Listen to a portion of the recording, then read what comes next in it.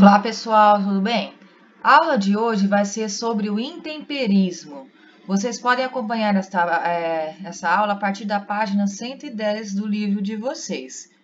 O objetivo desta aula é falar sobre os tipos de intemperismo que existe e quais são as consequências, o que esse intemperismo pode causar. É importante a gente conhecer sobre esse assunto, já que ele vai ser responsável pela produção do solo. Então, a gente consegue classificar o solo que a gente usa para plantar, para produzir os nossos alimentos. Consigo saber qual que é o tipo de solo a partir da rocha que ele foi formado e vai depender do intemperismo que agiu sobre ela. Ao longo da aula, nós vamos entender melhor o que eu quis dizer com isso. Então, quando nós falamos de intemperismo, intemperismo é o desgaste sofrido pelas rochas. Nas aulas passadas, nós vimos os tipos de rochas. Vimos que tem rocha sedimentar, rocha magmática, rocha metamórfica. E essas rochas, elas podem causar desgaste, elas sofrem desgastes por fatores que a gente chama de intempéries. Então, esse desgaste que todas essas rochas podem sofrer, a gente chama esse processo de intemperismo.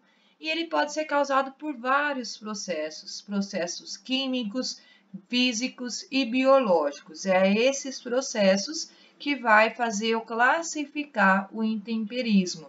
É o critério de classificação do intemperismo.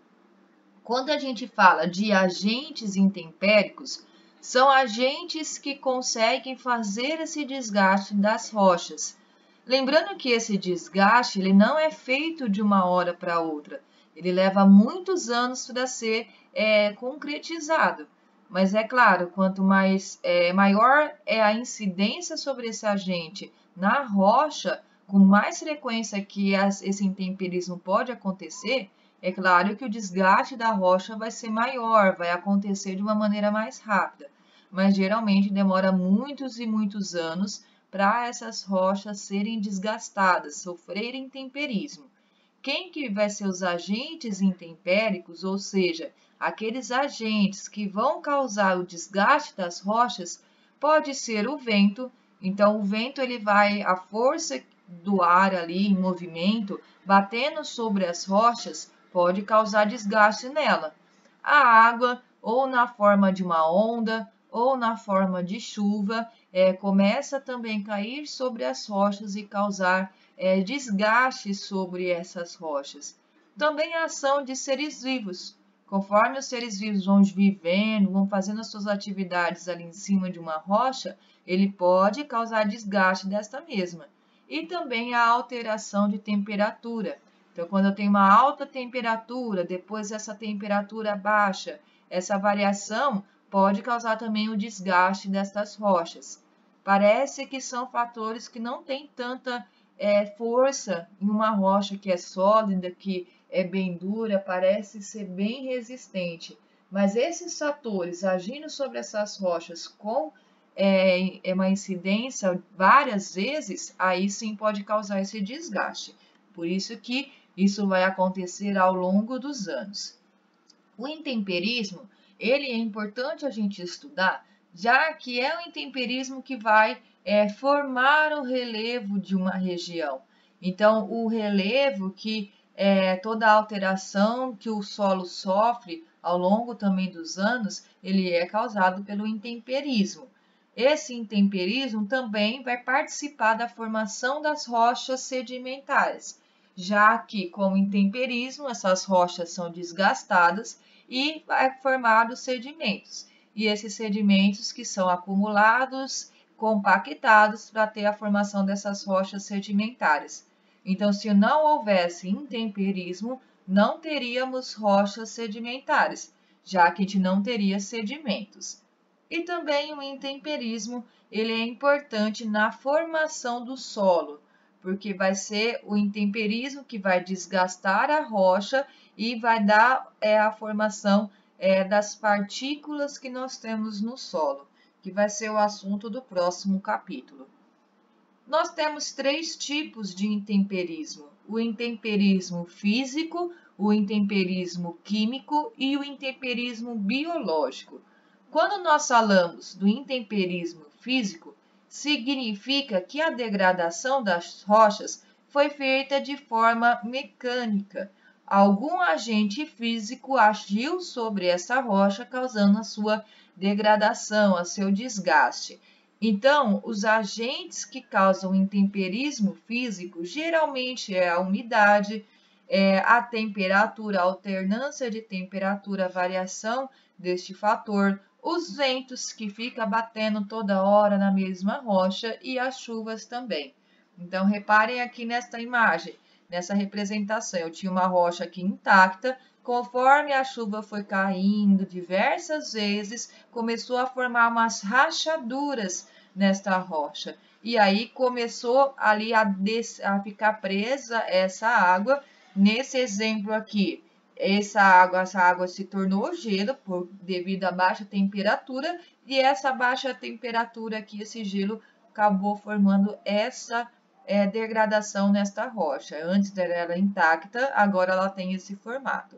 Quando a gente fala do intemperismo físico, os desgastes dessa rocha vai formar fragmentos menores e que vai aumentar a superfície de contato, ou seja, quanto mais degradada é a rocha, maior a chance dela sofrer intemperismo, de continuar sendo degradada, destruída. Mas a composição desses fragmentos de rochas que foram formadas continua sendo a mesma da composição química da rocha-mãe, aquela rocha grandona antes de sofrer o intemperismo. Nós temos também o intemperismo químico, que ocorre quando tem alguma reação química que vai causar o desgaste desta rocha. Geralmente, o principal agente do intemperismo químico vai ser a água, já que ela vai participar, ela é essencial para que essas reações químicas aconteçam ali na superfície da rocha, causando o seu desgaste devido a um produto formado a partir desta reação química.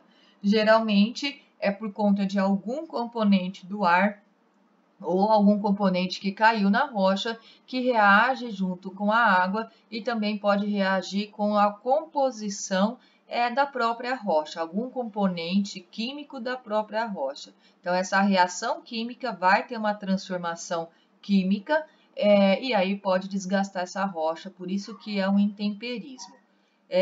Esse intemperismo químico, ele pode alterar a composição da rocha, pelo menos ali aquela parte superficial que está sendo desgastada. Então, o intemperismo físico, a composição química continua a mesma. Quando eu tenho o intemperismo químico, posso sim ter alteração na composição dessa rocha que está sendo desgastada. E também nós temos o intemperismo biológico, que ele vai ser causado pela degradação das rochas causadas pela ação dos seres vivos.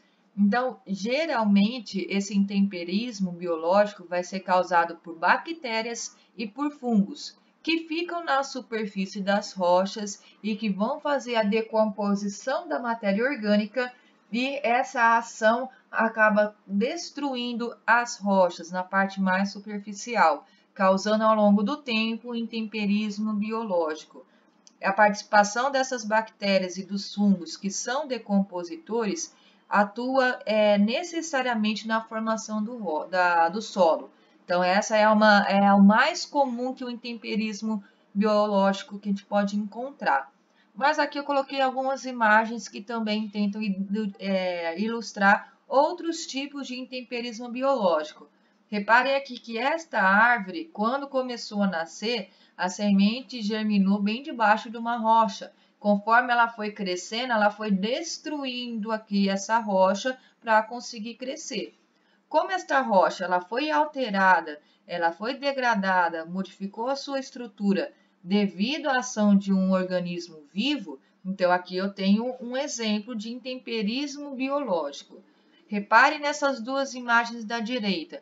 Eu tenho aqui uma rocha de um costão rochoso, né, no mar, próximo ao mar, e ela está toda degradada, ela tem uns buracos, uns desenhos estranhos aqui. Ela antes era intacta dessa forma e agora tem esses desenhos formados.